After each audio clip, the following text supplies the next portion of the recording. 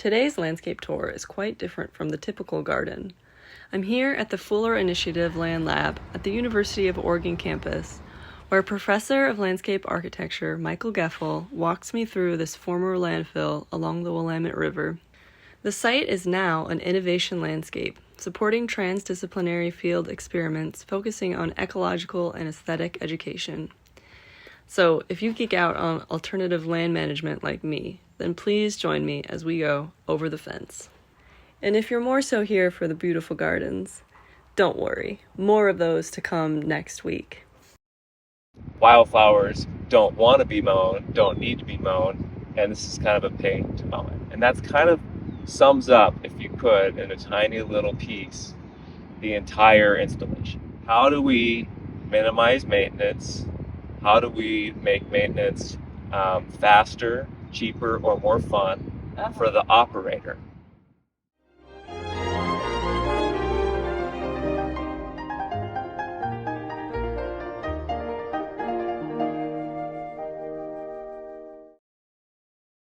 So hey, Michael, it's awesome. Thank you so much for meeting with me and absolutely. talking to me about the land lab. So how did it start? So I've been out here for about 5 or 6 years working with the university mowing contractor. I have a bizarre niche research interest, which is how we can adapt maintenance regimes, particularly large-scale infrastructural maintenance like power lines, easements, those types of corridors. And so it just so happens that the university property along the river is a former quarry and landfill. Wow, okay, that's impressive. And for the life of this, the acquisition, it's only been mown once or twice every year. Would you call this a dry meadow now in its present state? Right now, most of the site is classified as grasslands. Okay. And most of the grasslands are European grasses, pasture grasses. There are almost no native grasses present. And this is also a product of our agricultural system and the seed that was brought to the Northwest by pioneers. The main wildflower is Mattia elegans. Which is a native, right? Which is a native, and its common name is showy tarweed. And it's called that because it has such an intense aroma. So as you travel through the land lab, the presence of that wildflower tells you just through your scent that you have entered a different place. Oh, I'm excited to smell. I've actually never smelled it. And it's mostly because it's so resinous. So if you touch the plant, you'll be able to smell it much more strongly because the oil's on the plant. The plant itself is sticky. Nice. It's less the scent of the flower. Okay. But this was an indigenous food source. Is an indigenous food source. The seed, in particular, was eaten in the end of the summer.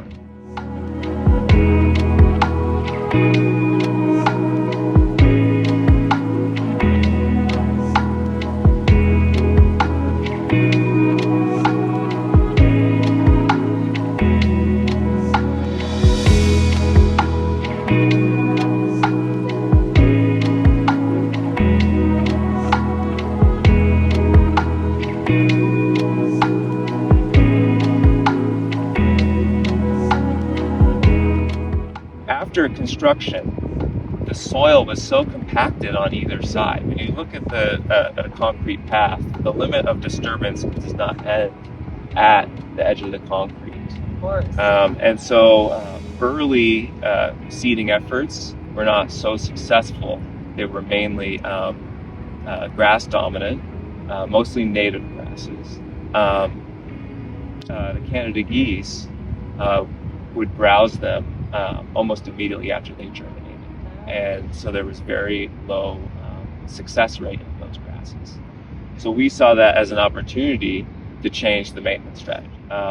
We went for a really, really large annual mix.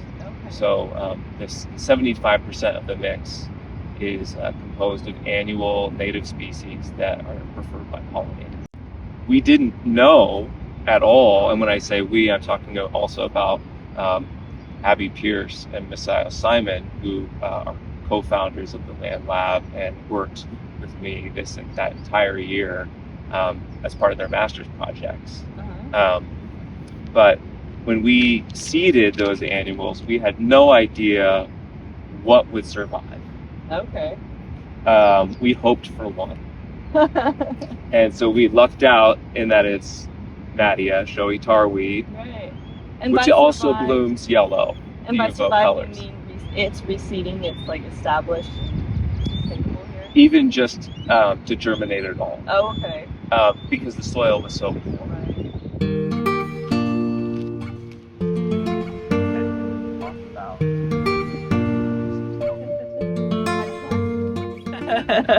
No, I mentioned earlier that we were just hoping for establishment of one wildflower.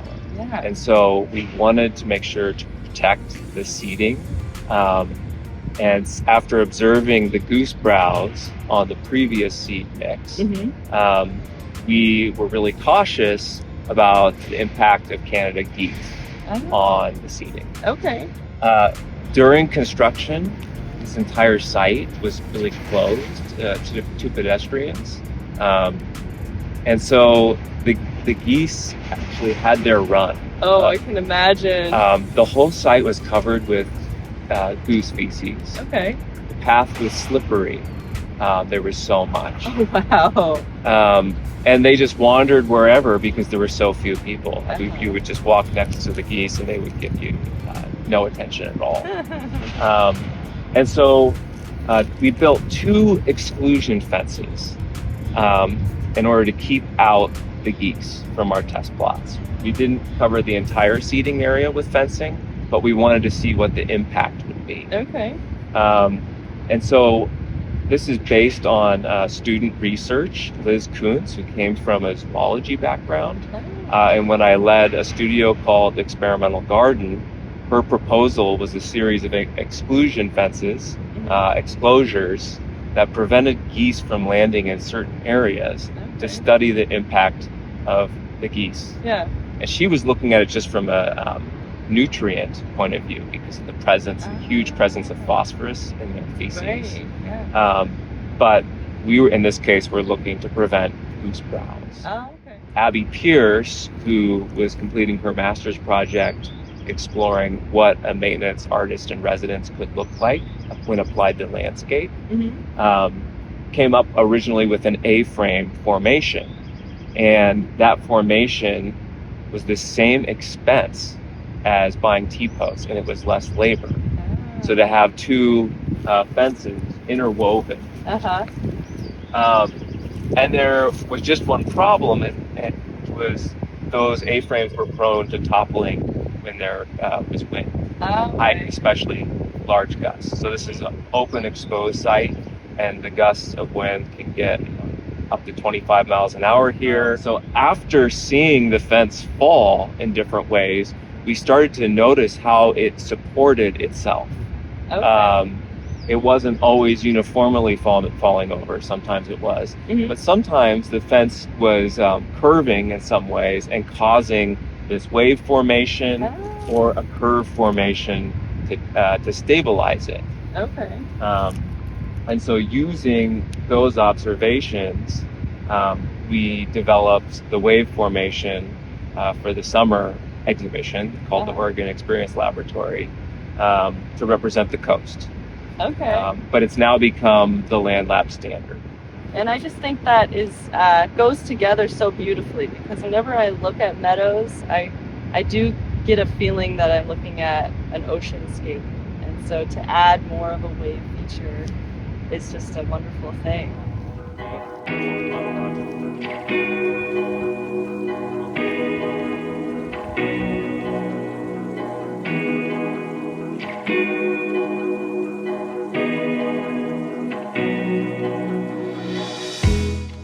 This little section just has a really sweet gravel garden feel to me. Can you tell me more about this? So this is one of our gravel test plots. We have 3 gravel test plots, but the added gravel was inspired by an existing gravel area around a utility vault that had the best wildflower germination and bloom. And below that rock, moisture is held for a longer period of time. Interesting. And so directly around this rubble pile, we have a ring of happier wildflowers. Oh, okay. But seeing how well the existing gravel plot around the utility vault worked, we decided to try and replicate that condition. So here is 1 inch of gravel. This is just normal 3/4 minus crushed aggregate. But in comparison to the surrounding sites, what you see here is much higher germination and larger plants, just with that addition of 1 inch of gravel. There's Mattia here. Their flowers are closed up right now, and that's the way that they conserve water in drought and the heat of the day. But in full bloom or approaching full bloom is the Clarkia. And that's this one? And that's, which is the showiest flower in the mix. Its other name is Farewell to Spring.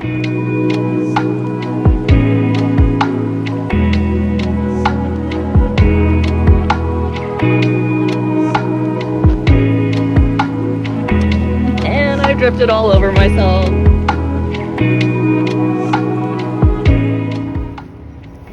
This thing is just like placed here from another planet. Throughout the process of trying to exclude geese, we decided to experiment with fabric as another deterrent, and that was one other method that was used. If there's twine or fabric above an area, the geese also will not like to land in that area. And that's because they're such large birds, they need a running takeoff. Okay. So they're cautious about the areas. Designed by Ian Varick and David Buckley Borden, who are part of the Fuller Initiative, like myself. And they were commissioned to build 20 of them as part of the summer exhibition.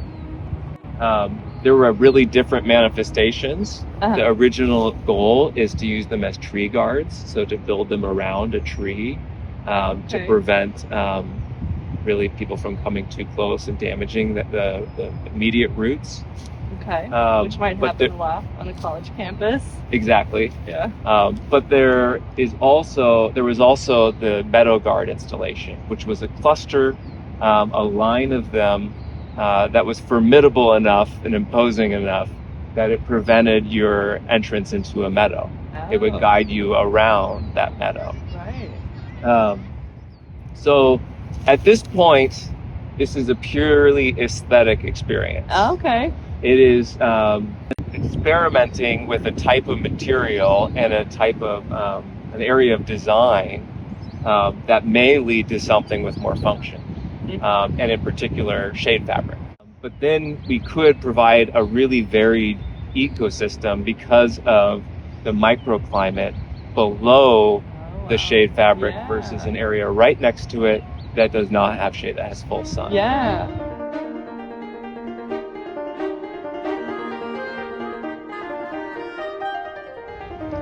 Oh. It's a nice little footrest. I like how it has the footrest. Yeah. And the lumbar support for me is perfect. Yeah. So it's not a full backrest, but it's a good back stretch, especially if placement too. If you've been on the computer too much. So I just want to thank you for taking the time to give us a tour of this amazing landscape that you guys have created. So thank you. Thank you very much. I appreciate it. Yeah.